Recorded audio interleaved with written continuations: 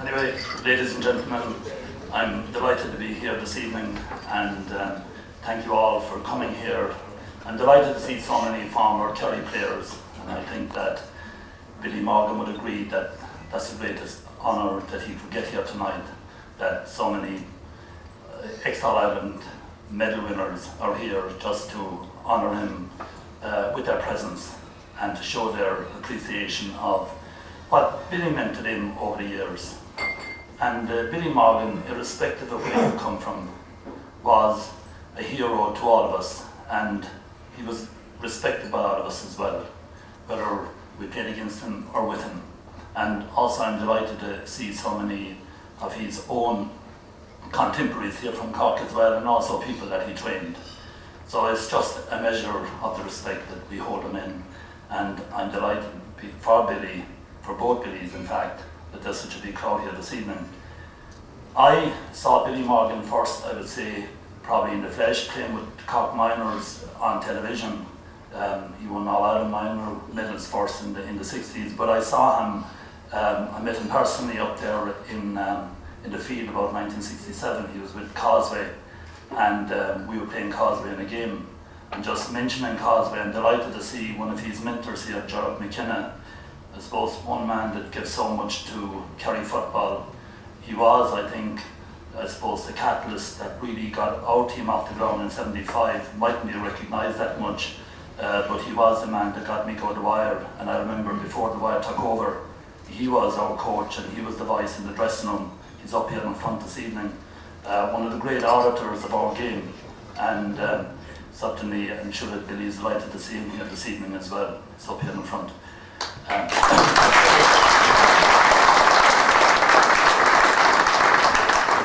I had the honour of playing in front of Billy with Munster on a number of occasions, and I played in front of Paddy Mahoney and Charlie Nelligan. But I must say it was a great experience playing in front of Billy Morgan as a goalkeeper, because he marshalled you during the whole game, he spoke to you, he directed you. If there was a forward going on, you were blindsided, or if you didn't see him, or if you were ball watching, you always got a bit of information. And I must say that on the occasions that I played with Munster, with Billy, they were just a great experience. And you come off the field afterwards. Usually we won a number of Railway Cups that time when they were very competitive. But it was not alone winning, but the experience of playing in front of Billy Morgan, it meant so much, and that understanding that you'd have with your goalkeeper and with a full back line, that was there forever with Billy.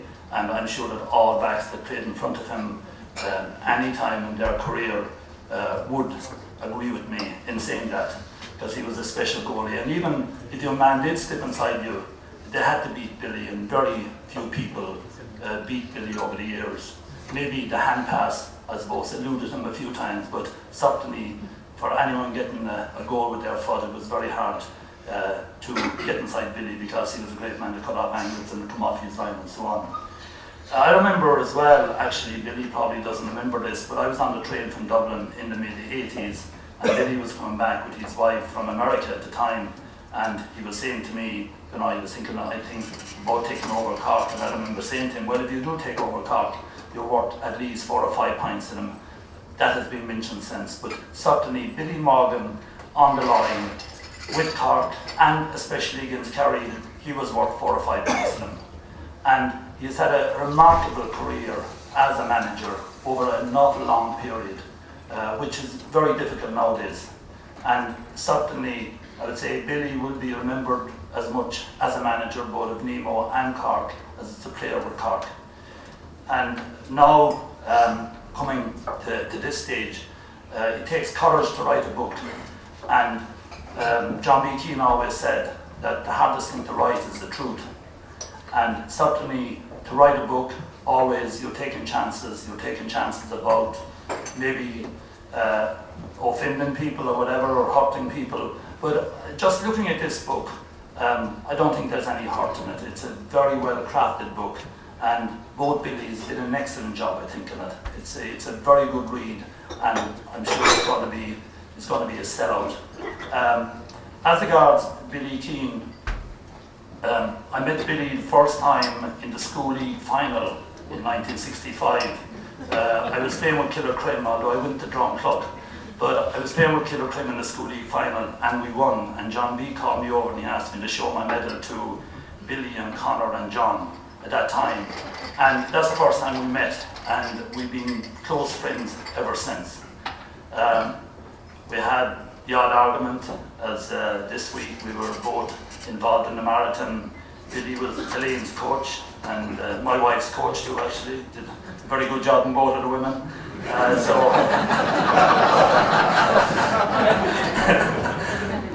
As he said in the paper today, that he did a very good job in Elaine, that he made sure that she trained very well for the marathon, that she did all the housework for the last 25 years of their marriage. But we had a very good time in Dublin. But Billy told me yesterday evening that he was writing in his article that I got an injured knee in front of Jerry Sexton's, or Jonathan Sexton's, which I met Jerry Sexton, and he thought I was under a bit of pressure. You would, I suppose, after 17 miles, but I didn't have an injured knee. So I said, well, Billy, look, that's not so. I was kind of under pressure, but I didn't injure my knee, so we had an argument over it anyway. But I rang him this morning and I said, I suppose we both had marathonitis this week, Billy, so we'll forget about it. But I was saying to Balmer and the boys coming in there, Jimmy Kerrigan asked me about my expenses. But I said it was funny because some Dublin wit shouted in from the audience during the week, or during the marathon when I was running. You wrote in, hey Jimmy, how much a mile are you getting for running?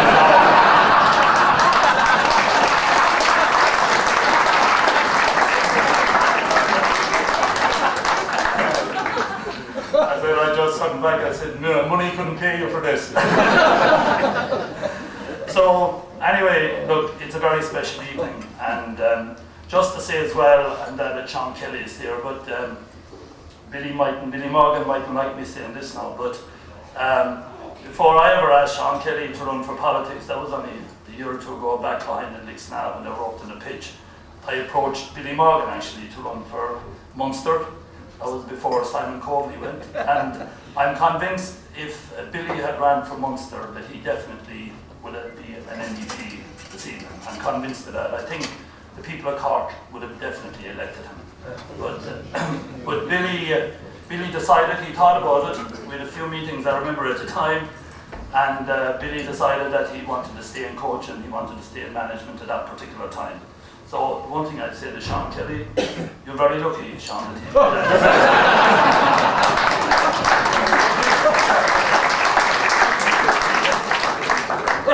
So anyway, ladies and gentlemen, have a nice evening. It's a great evening, it's a great Cork Kerry evening. And I was just saying, there was a lot of tension when we played Cork. You know, we all had our moments, and certainly I wouldn't be the most popular individual in Cork. At least I know that. A few years ago I was down there with my wife, and it was a beautiful day, and we were walking around the city. We met Simon Coveney, and my wife was saying to Simon, I love this city, I went to college here for 4 or 5 years, and you know, I feel so good in the city. There's a good feel about it. We were in Parker Street, and Simon said to her, well, you know, it could be a little bit dangerous nowadays.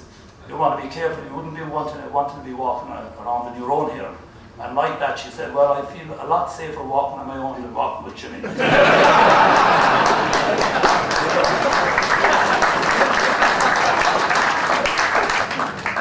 So one thing about the back door, this is the last thing I'm going to say, is taking the tension out of Kerry and Cork Munster finals, really.